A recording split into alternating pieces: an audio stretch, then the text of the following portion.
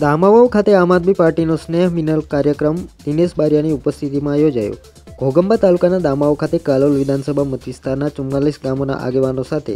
દિનેશ બારિયાનો સ્નેહ મિલન કાર્યક્રમ યોજાયો હતો અને દિનેશ બારિયાએ સૌ કાર્યકરો સાથે શુભેચ્છા મુલાકાત લીધી હતી। આ સ્નેહ મિલન કાર્યક્રમમાં કાલોલ વિધાનસભા બેઠકના ઉમેદવાર દિનેશ બારિયા સહિત આમ આદમી પાર્ટીના કાર્યકરો ઉપસ્થિત રહ્યા હતા અને સૌને શુભેચ્છાઓ પાઠવી હતી। વિધાનસભા મત વિસ્તારના અને ઘોગંબા તાલુકાના લગભગ 44 જેટલા ગામોના આગેવાનો, સામાજિક આગેવાનો, રાજકીય આગેવાનો, પદાધિકારીઓ, પાર્ટીના કાર્યકરો, સમર્થકો એ સૌની સાથે આજે ઘોગંબા તાલુકાના દામાવાવ ગામે અને ભગવાન સ્વામિનારાયણ મંદિરના સાનિધ્યમાં પરિસરમાં એક નવા વર્ષના સ્નેહ મિલન કાર્યક્રમનું આયોજન કરવામાં આવ્યું હતું અને આજે જે નવું વર્ષ છે એ નવા વર્ષની સૌને શુભેચ્છા પાઠવી સૌએ હળીમળીને આજે ઘણા સારા સંકલ્પો કર્યા છે કે ગુજરાતની અંદર રાજનીતિને બદલવી છે, ગુજરાતની સરકાર બદલવા માટેના સારા શુભ સંકલ્પો કર્યા છે। આ રાજનીતિ બદલવાનું કારણ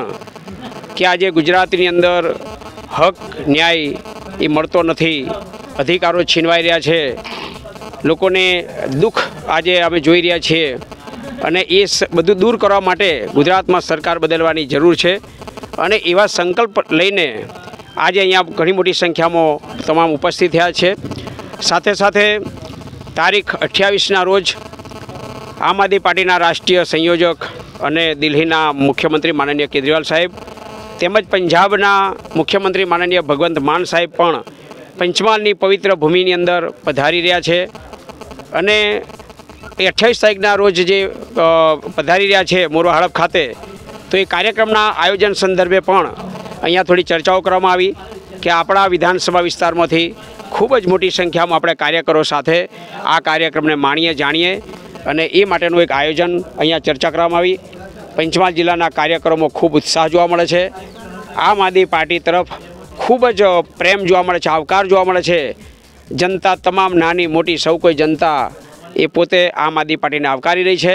અને એ પરિણામ ટૂંક સમયમાં ગુજરાતની અંદર સરકાર બદલવા સુધીનું જોવા મળશે આપણને। આજના આ નવા વર્ષના શુભ દિને સૌને હું ખૂબ ખૂબ શુભેચ્છાઓ પાઠવું છું। ભગવાન સૌને સુખી રાખે, સમૃદ્ધિ આપે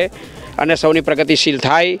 જનતા ખુશહાલ થાય એ પ્રકારની ભગવાન પરમેશ્વરને પ્રાર્થના કરીએ છીએ અને સૌને વિનંતી કરી હતી। આ સ્નેહ મિલન કાર્યક્રમમાં કાલોલ વિધાનસભા બેઠકના ઉમેદવાર દિનેશ બારિયા સહિત